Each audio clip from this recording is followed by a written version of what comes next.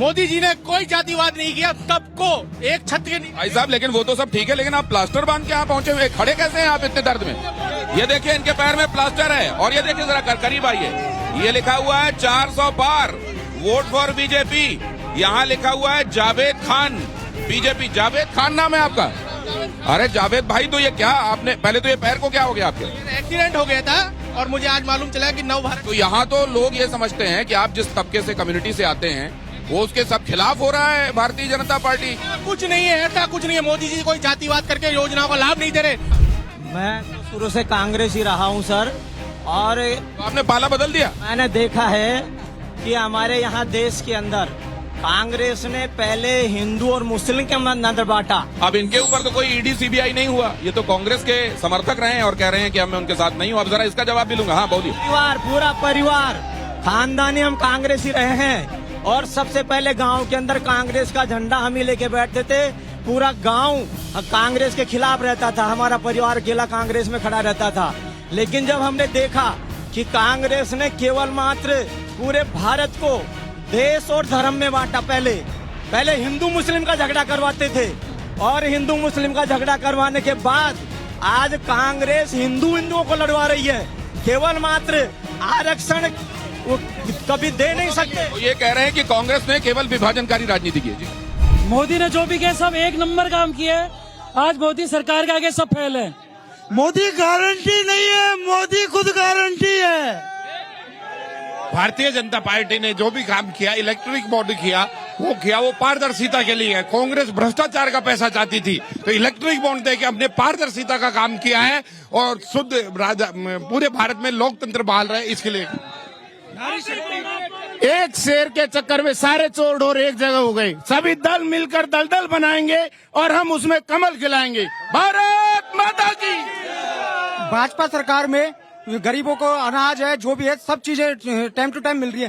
कांग्रेस सरकार में 10% जनता को मिलता था, 90% कांग्रेस के नेता। नवरात्र चल रहे हैं, मोदी जी की थीम है या देवी सर्वभूतेषु शक्ति रूपेण संस्थिता, नमस्तस्यै नमस्तस्यै नमस्तस्यै नमो नमः। उन्होंने नारी शक्ति वंदन अधिनियम पास करके आधी आबादी नारी शक्ति को सलाम किया और उनको उनका अधिकार दिया। जबकि इंडिया गठबंधन की क्या थीम है कि सनातन धर्म में, हिंदुत्व में एक शक्ति नाम है, उस शक्ति के खिलाफ हम लड़ रहे हैं। भारतीय जनता पार्टी के समर्थन में दौसा की पब्लिक मतदान करेगी और नरेंद्र मोदी को मजबूत करेगी। मोदी जी ने कोई जातिवाद नहीं किया, सबको एक छत के नीचे। भाई साहब लेकिन वो तो सब ठीक है, लेकिन आप प्लास्टर बांध के यहाँ पहुंचे हुए, खड़े कैसे हैं आप इतने दर्द में? ये देखिए इनके पैर में प्लास्टर है, और ये देखिए जरा करीब आइए, ये लिखा हुआ है 400 पार, वोट फॉर बीजेपी। यहाँ लिखा हुआ है जावेद खान, बीजेपी। जावेद खान नाम है आपका? अरे जावेद भाई, तो ये क्या आपने, पहले तो ये पैर को क्या हो गया आपके? एक्सीडेंट हो गया था और मुझे आज मालूम चला कि नव भारत। तो यहाँ तो लोग ये समझते हैं कि आप जिस तबके से, कम्युनिटी से आते हैं, वो उसके सब खिलाफ हो रहा है भारतीय जनता पार्टी। कुछ नहीं है, ऐसा कुछ नहीं है। मोदी जी कोई जातिवाद करके योजनाओं का लाभ नहीं दे रहे। 1.5 लाख रुपए घर बनाने के नहीं दे रहे, वो हिंदू मुसलमान करके थोड़ी दे रहे। अन्नपूर्णा योजना दे रहे, किसी हिंदू मुसलमान करके थोड़ी दे रहे। मुद्रा लोन दे रहे, किसी हिंदू मुसलमान करके थोड़ी दे रहे। राशन दे रहे, उज्ज्वला योजना दे रहे हैं, ये हिंदू मुसलमान थोड़ी कर रहे हैं। आज मोदी जी किसी जाति धर्म को देख के नहीं दे रहे, और हम सब एक मुस्लिम समाज और पूरा भारतीय। लेकिन ये इनके जज्बे को आपको सलाम करना चाहिए। लोकतंत्र के महोत्सव में नहीं है। देखिए पॉलिटिकल पार्टी वो किसका समर्थन कर रहे हैं ये बात अलग है, लेकिन देखिए इस तरीके से पैर में चोट के बावजूद यहाँ पहुंचना, अपनी बात लो। अरे वो देखिए वो कह रहे हैं हमारा पैर भी देखो, हमारा भी तो देख लो। ये आपको क्या हुआ साहब? अरे अरे आराम से क्या हो गया? अरे सर आराम से ये क्या हुआ आपको? एक्सीडेंट हो गया था, और मोदी ने, वो कह रहे हैं कि नीतियां धर्म देख के नहीं बन रही। आएगा ना। अरे नीतियां धर्म देख के बन रही है क्या? जब नीतियां धर्म देख के बन रही? हाँ बिल्कुल, धर्म देख के ही बनाता है। वो तो जावेद खान कह रहे हैं कि नीतियां धर्म देख के नहीं बन रही। धर्म का सबसे बड़ा सौदागरी मोदी है। नहीं, यहाँ पे उन्होंने ये तो बता दिया कि उनको भी पैर में चोट है, और वो इस बात से सहमत नहीं है कि नीतियां धर्म देख के नहीं बन रही है। उनको लाभ क्यों नहीं? हाँ, आप क्या कहते हैं? 3 तलाक जो मोदी जी ने इसको बंद किया है, उससे क्या मुस्लिम महिला का सशक्तिकरण नहीं होगा? मोदी जी अगर धर्म के सबसे बड़े सौदागर होते तो मुस्लिम महिलाओं का हित क्यों सोचते? एक बात। दूसरी बात, जो भी उनकी योजनाएं बन रही है वो हिंदू मुसलमान देखकर थोड़ा ना बन रही हैं। ये तो मुसलमान समाज को इनने, आज आप किसी भी कमीशन की रिपोर्ट देख लें अगर सबसे ज्यादा गरीबी है किसी भी समाज में तो मुस्लिम समाज में है, और सबसे ज्यादा ठीक ठीक। मैं तो शुरू से कांग्रेस ही रहा हूं सर, और तो आपने पाला बदल दिया। मैंने देखा है कि हमारे यहाँ देश के अंदर कांग्रेस ने पहले हिंदू और मुस्लिम के अंदर बांटा। अब इनके ऊपर तो कोई ईडी सीबीआई नहीं हुआ, ये तो कांग्रेस के समर्थक रहे हैं और कह रहे हैं कि मैं उनके साथ नहीं हूं। अब जरा इसका जवाब भी लूंगा। हाँ बोलिए। पूरा परिवार खानदानी हम कांग्रेस ही रहे हैं, और सबसे पहले गांव के अंदर कांग्रेस का झंडा हम ही लेके बैठते थे। पूरा गांव कांग्रेस के खिलाफ रहता था, हमारा परिवार अकेला कांग्रेस में खड़ा रहता था। लेकिन जब हमने देखा कि कांग्रेस ने केवल मात्र पूरे भारत को देश और धर्म में बांटा, पहले हिंदू मुस्लिम का झगड़ा करवाते थे, और हिंदू मुस्लिम का झगड़ा करवाने के बाद आज कांग्रेस हिंदुओं को लड़वा रही है। केवल मात्र आरक्षण वो कभी दे नहीं सकते। तो ये कह रहे हैं कि कांग्रेस ने केवल विभाजनकारी राजनीति की है। जी। अभी मंच से बोला गया कि ईडी का छापा पड़ने के बाद लोग वहाँ जाके तो उनके पाप धुल जाते हैं। मैं कहता हूँ कि सुबह का बुला शाम को जब घर आता है तो उसको बुला नहीं कहते, और भगवान की शरण में जाने के बाद में सारे पाप धुल जाते हैं। उसमें बीजेपी में आने के बाद में जो भी कांग्रेस छोड़ के बीजेपी। नहीं तो आप ये कह रहे हैं कि अगर कोई भ्रष्टाचारी भी है और वो बीजेपी में आ गया है तो फिर कानूनी कार्रवाई नहीं होगी क्योंकि वो भगवान की शरण में आ गया है। तो भगवान की शरण में आने के बाद में सब पाप धुल जाते हैं सर। तो ये तो कह रहे हैं कि अगर उसने कुछ भी किया हो लेकिन बीजेपी ज्वाइन कर लिया है तो उसके पाप धुल गए। मोदी का जादू नहीं चलेगा, बीजेपी 2000 में मोदी का जादू नहीं चलेगा। ये बोल रहे हैं जातिवाद नहीं है तो राम मंदिर में अपने राष्ट्रपति थी, उनको क्यों नहीं बुलाया? जातिवाद नहीं है तो क्या? भाई बीजेपी की वजह से बेरोजगारी आ गई।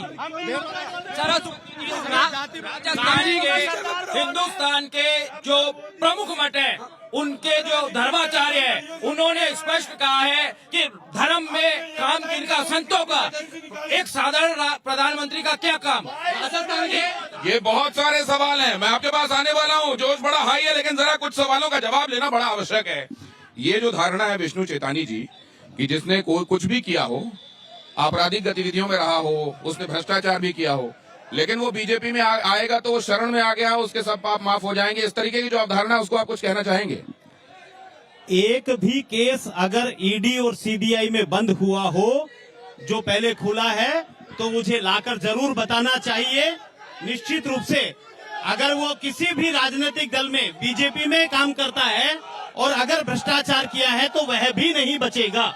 अब एक बात मैं आपसे समझना चाहता हूँ, जीरो टॉलरेंस की पॉलिसी है। ठीक है, ये जो साहब थे जिन्होंने कहा कि मैंने तो कांग्रेस का झंडा अपने गांव में पहला थामने वाला था, लेकिन मैंने देखा कांग्रेस तो वो काम करी है। नरेंद्र मोदी भी यही कह रहे हैं कि कांग्रेस जो स्वतंत्रता के समय जो कांग्रेस थी आज वो कांग्रेस नहीं है।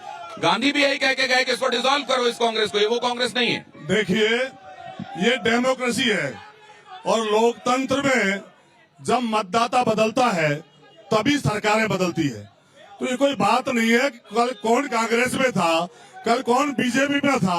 नहीं, आप कह रहे हैं ना ईडी सीबीआई के दबाव में वो लोग जा रहे हैं, ये तो साधारण अपने ये तो समर्थक रहे हैं। आप मेरी बात सुनिए, ईडी का छापा पड़ा, वो नेता मिला, उसके साथ उसके समर्थक 1000 लोग मिले, आप उनको हुआ है क्या भाई साहब? आऊंगा आपके पास जवाब देंगे और जिनसे एक राउंड बात हो गई, थोड़ा दूसरों को ही मौका दे, सामने आने दे प्लीज। हाँ, बात कीजिए।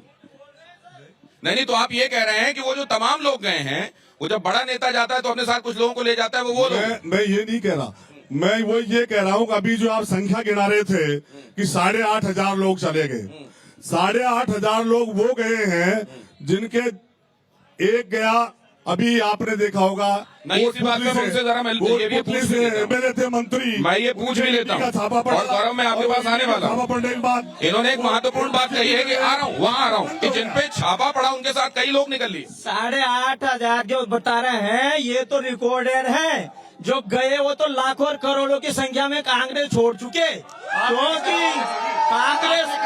कांग्रेस को मैंने किसी के दबाव में नहीं छोड़ी, हमारे पूरे परिवार ने, पूरे हमारे समाज ने कांग्रेस छोड़ी है, दबाव में नहीं छोड़ी।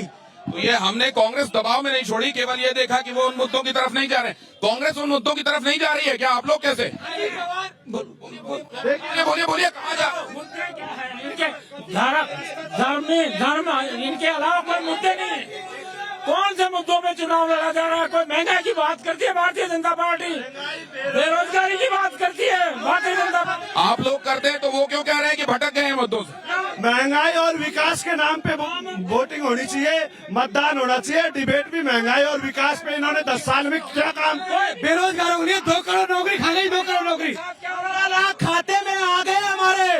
पेट्रोल डीजल के भाव कम हो 15 लाख का है, 15 लाख आ जाए। केजरीवाल को जेल में क्यों पड़ेगा? कहा बोला इस्तीफा दे दो। वो एक सेकंड भाई, एक सेकंड गौरव, ये तो माहौल बड़ा धुआंधार है। ये माहौल देख के क्या लग रहा है आपको? सर, दोनों तरफ के माहौल को देख के तो यही लग रहा है कि हर कोई अपने मन में एक ही गीत गुनगुना रहा है। बार बार हाँ बोलो यार हाँ, अपनी जीत हो उनकी हार हाँ, कोई हमसे जीत न पावे, चले चलो